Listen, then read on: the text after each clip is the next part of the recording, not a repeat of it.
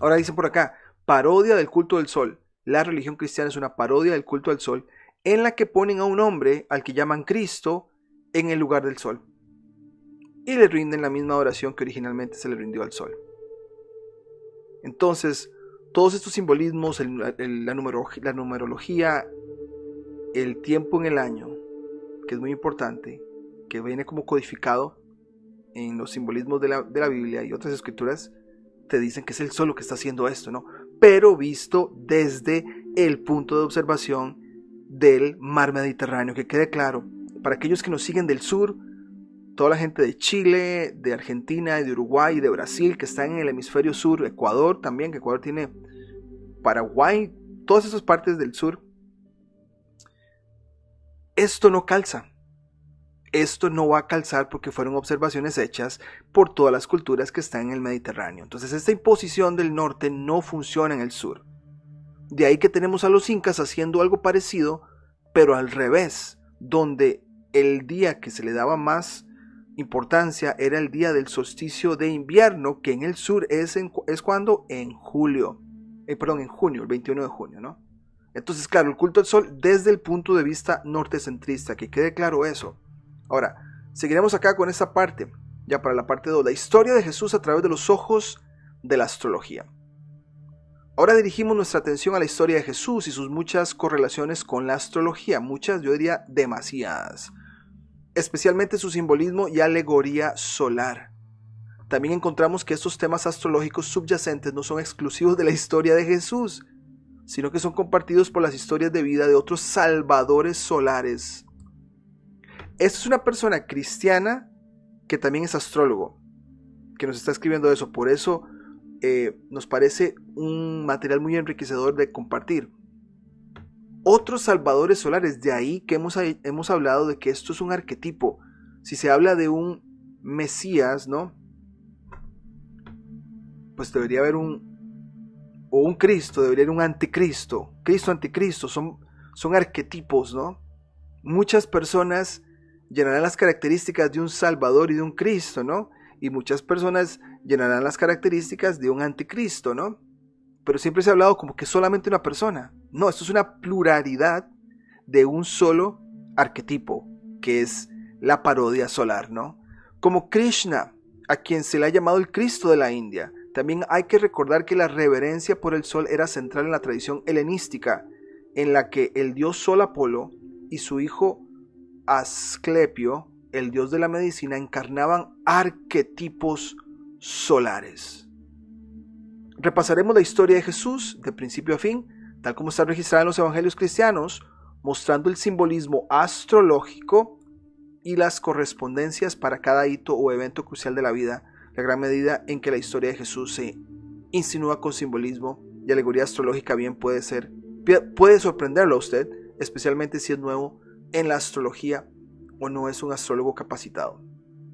Y yo sé que tal vez personas van a llegar a este video y ya van a, yo lo entiendo porque yo lo experimenté, muchos de nosotros lo experimentamos, una disonancia cognitiva a este tema porque completamente te pone a ver esto de una manera completamente diferente. Y no como que hay un pueblo elegido, que hay un solo salvador y aquí. Esto a mí me cerró para aquellas personas que, bueno, yo hasta me lo pregunté, ¿por qué la religión cristiana es tan exclusiva y los demás qué? Claro, los demás porque tienen su propio Cristo solar, ¿no? Su Salvador solar.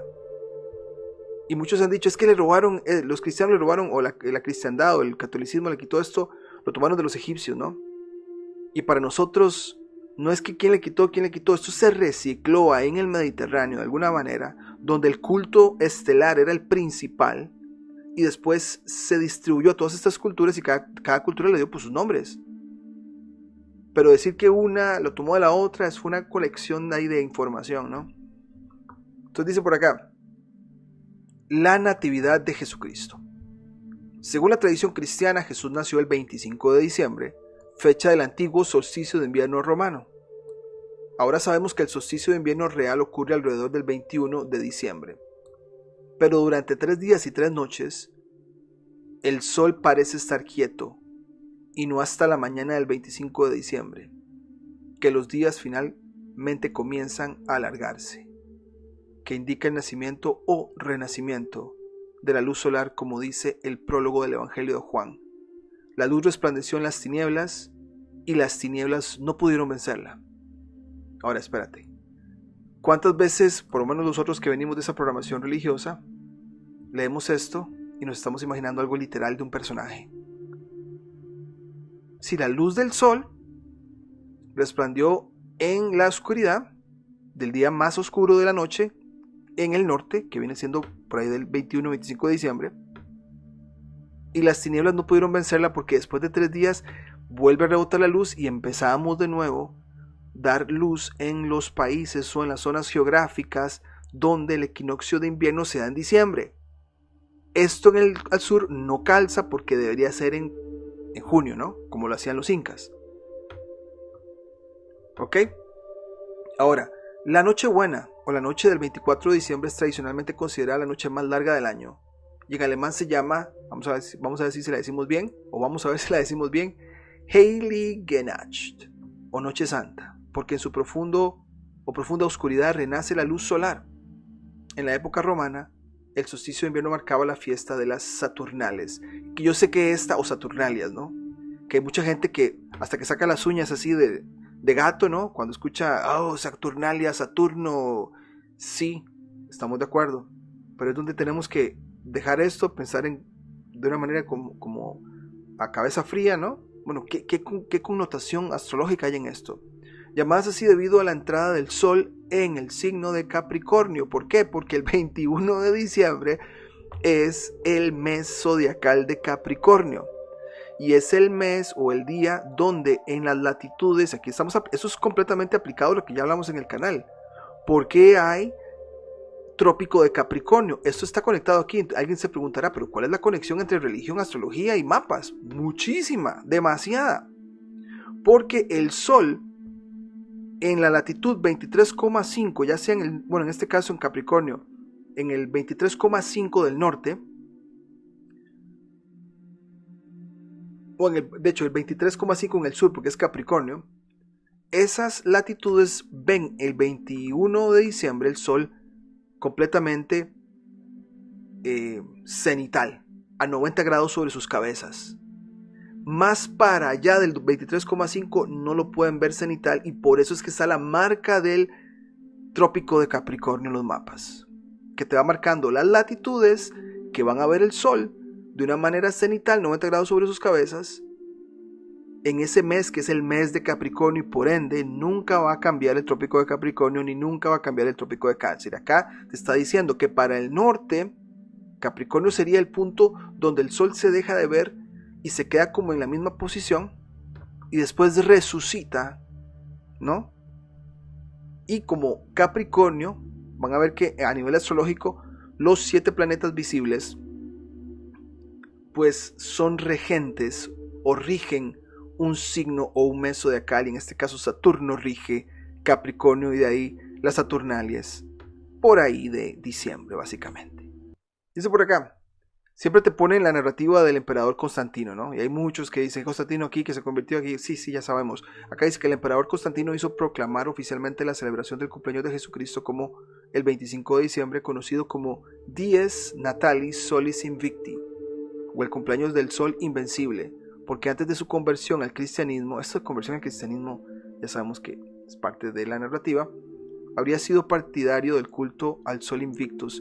Esto es prácticamente, suena así ya sabiendo esto, que sabiendo que el cristianismo es un reciclaje de lo que se hablaba en el área del Mediterráneo con otras culturas, con otros nombres, acá dijeron, mira, esto con lo que hacemos es lo mismo, y pues unámoslo bajo un mismo nombre, básicamente.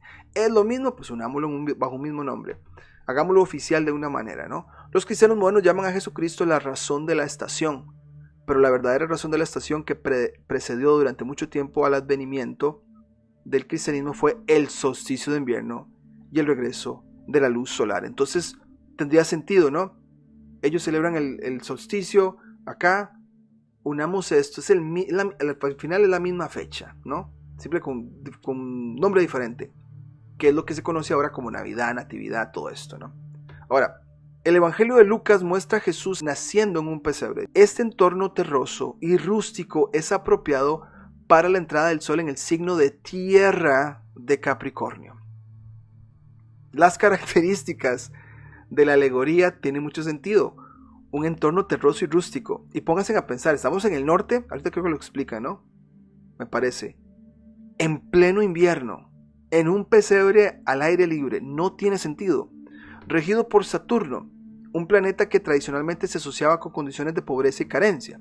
Lucas nos dice que los pastores que cuidaban sus rebaños por la noche vinieron a rendir reverencia al niño Jesús, pero otros han dicho que los pastores no habrían llevado sus rebaños a pastar en las montañas en pleno invierno. Esto da credibilidad al hecho de que la colocación oficial del nacimiento de Cristo en el antiguo solsticio de invierno romano fue algo que no se hizo hasta que el emperador Constantino lo ordenó. El mitraísmo también celebró el cumpleaños de su deidad salvadora Mitra el 25 de diciembre. En lugar de nacer en un pesebre, Mitra nació en una cueva, que puede verse como el útero de la madre tierra. Y eso tiene mucho sentido con la serie que hicimos de los templarios, que antes había una deidad femenina.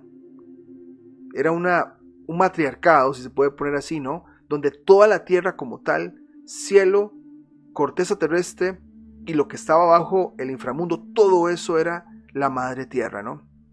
Desde las profundidades de la tierra, cuando el sol ingresa en el signo tierra de Capricornio, nuevamente en circunstancias humildes, renace la luz solar. Ahora, yo sé que mucha gente, yo espero ese tipo de comentarios, no, es que el Jesús no nació el 25, nació en septiembre y aquí hay un montón de fechas, ¿sí? Muchas fechas, pero si es una alegoría al sol, el hecho que el sol desde el norte, hay un día en diciembre, por ahí del 21, donde se oculta en un punto y tarda 3 días en ese, como alrededor de ese mismo punto, hasta que empieza otra vez a volver a abrirse, a dar luz. Esa es la alegoría del Jesús, ¿no? Del nacimiento, y tanto nacimiento, digamos, que muerte, porque la resurrección que se cuenta dura 3 días, ¿no? ¿Okay? Después, el cristianismo ve la natividad de Jesucristo como el descenso de la divinidad a la carne humana o a la encarnación.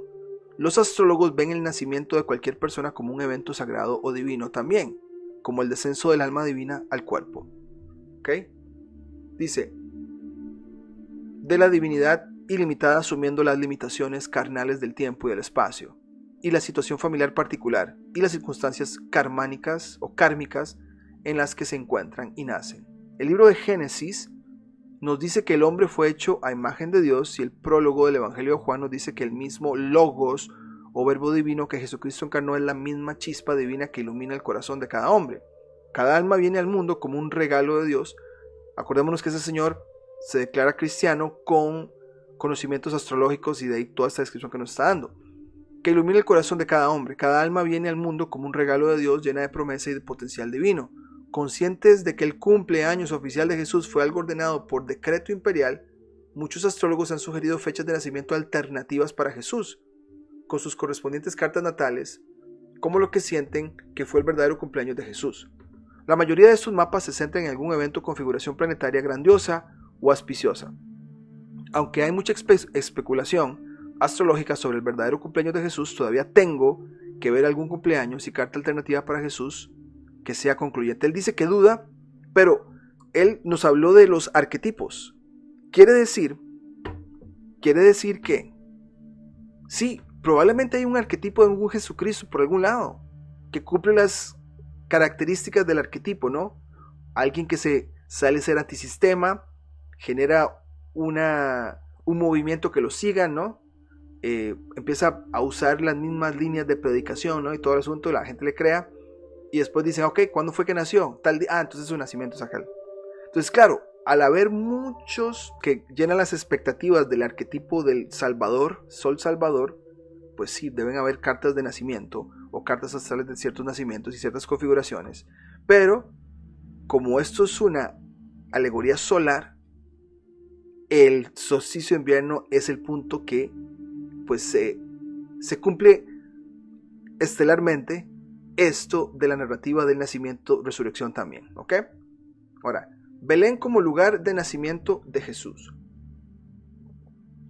Hace varios años hice un viaje a Tierra Santa y decidí visitar Belén, que no estaba lejos de Jerusalén, donde me alojaba. ¿Cómo llego a la iglesia de la Natividad? Entonces está hablando de Jerusalén versus Belén. Le pregunté al conductor del autobús y me señaló una carretera que estaba justo delante de nosotros. Simplemente sigue ese camino. Dobla la esquina y sigue caminando. Dijo, bueno, caminé y comencé a enojarme, a impacientarme. Entonces recordé que Lucas dijo que José y María tenían que viajar en su burro una distancia considerable desde el centro de la ciudad para llegar a su pesebre. En el camino me detuve en una panadería donde estaban haciendo el pan de pita integral más delicioso que se puede imaginar, y compré una hogaza para comer. Y entonces recordé que el nombre Belén significa casa de pan en hebreo, que es una alusión obvia al signo astrológico Virgo, a quien a menudo se le muestra sosteniendo un tallo de trigo en la mano. Ahora, vean acá, signo astrológico de Virgo, no constelación. Signo, el mes de Virgo, ¿no? Ven acá en el orden. Número 6. Empezamos en el 1. Y por acá, el sexto mes astrológico es Virgo. Ahora, la constelación es algo diferente. Pero dividimos el año en 12 partes. El sexto mes es Virgo. Y si nos vamos a estelario, nada más para enseñarles el arte. Digo el arte porque él está diciendo que la Virgo sostiene un trigo, ¿no? Entonces ven acá donde está Virgo saliendo en este momento en mi locación. Solo para usar el arte, ¿no? No porque la constelación tenga que ver con el signo, pero es el arte que han puesto en la constelación refleja mucho los artes que se han hecho para el signo en el pasado, ¿no? Pero para que quede claro que hay una gran diferencia entre signo y constelación, lo hemos dicho en el canal muchísimas veces. Es esto, ¿eh? Ven que este arte, ahí está, trigo, en la mano de Virgo tiene un trigo, ¿ok? A quien a menudo se le muestra sosteniendo un tallo de trigo en la mano. Virgo es un signo de tierra mutable o cambiante que está íntimamente involucrado con la producción o el cambio de las sustancias nutritivas crudas de la tierra a formas que podamos comer como el trigo en pan. Ahora, si ustedes ven acá, eso vendría a ser marzo 21, abril 21, mayo 21, junio, julio, agosto. Más o menos agosto 20, agosto 22, 21 es el inicio de Virgo. Desde el hemisferio norte es el final o llegando ya al final del verano casi. Entonces es un tiempo para cosechar o hacer algunas actividades en el campo, ¿no? Entonces de ahí tiene la conexión también de esto del sustancias nutritivas crudas de la tierra, ¿no? Yo diría que por ahí, antes de que el verano termine, alguna actividad agrícola importante había para que a Virgo se le diera el trigo en la mano, ¿no? Ok, luego, dice por acá, Belén también era conocida como la ciudad del rey David, por la tradición de que allí nació el rey David, y se decía que el Mesías tenía que nacer en Belén. Mateo simplemente presenta a la Sagrada Familia viviendo en Belén en el momento del nacimiento de Jesús, pero Lucas inventa el argumento históricamente cuestionable, ven que hasta la persona te dice que es cuestionable, de un censo romano para llevar a José y a María a Belén para el nacimiento de Jesús. Esta es una medida de cuán importante era nacer en Belén para cualquiera que afirmara ser el Mesías en Tierra Santa en el primer siglo. Él todavía se va a la idea de que pudo haber sido una persona histórica, pero se habla acá de que rey David, ¿no? Belén, y ya vemos que Belén podría estar relacionado también a Virgo. ¿Ah? Ok, los Reyes Magos y la estrella de Belén. Una de las características más memorables y distintivas de la narración de la Natividad del Evangelio de Mateo es el episodio de los 3 Reyes Magos y su seguimiento de la estrella de Belén hasta el lugar de nacimiento de Jesús. Pero, ¿qué era exactamente la estrella de Belén? Algunos especulan que se trataba de una supernova, o tal vez de alguna conjunción planetaria auspiciosa que no sería evidente para el ojo inexperto. pero que los 3 Reyes Magos, que eran astrólogos, habían observado en los cielos. Abundan muchas teorías. Algunos astrólogos o astroteólogos dicen que en la mañana del primer día de Navidad, las 3 estrellas del cinturón de Orión estaban directamente alineadas con la estrella fija Sirio, que se elevaba por el ascendente o el horizonte oriental. De ahí la historia de los 3 Reyes Magos siguiendo la estrella en el este. Esta es una explicación alegórica plausible, que de hecho hablamos de eso en el canal para hablar de Orión, por ahí de enero, que se te levanta por el este en la noche y que ellos, las 3 estrellas, te avisan del Salvador que vendría a ser Sirio, ¿no? Y que hay mucha conexión con alguna narrativa también egipcia. Él te dice que es plausible porque creo que nos va a dar otra más. Quizás muchos creyentes cristianos de base ni siquiera hayan considerado esto, pero la pregunta persiste: ¿cómo diablos llegaron los 3 Reyes Magos a Belén desde el este, siguiendo una estrella en el este? ¿Qué estaban haciendo? ¿Estaban mirando hacia atrás con sus camellos desde Persia o la India o cualquier otro lugar del este de donde pudieron haber venido? Él lo lanza como pregunta. Vamos a ver si terminamos acá. Él lo lanza como pregunta, pero la respuesta se contesta solita. Hay 3 estrellas del cinturón de Orión que salen por el este, como toda estrella, y te van anunciando que una mayor llegará, que es Sirio, que es súper brillante, ¿no? Entonces, acá te dice que estaban mirando hacia atrás. Esto es una alegoría celestial. Él, aunque diga que es plausible, yo creo que es la más plausible de todas y probablemente la que explica esa narrativa de los 3 Reyes Magos.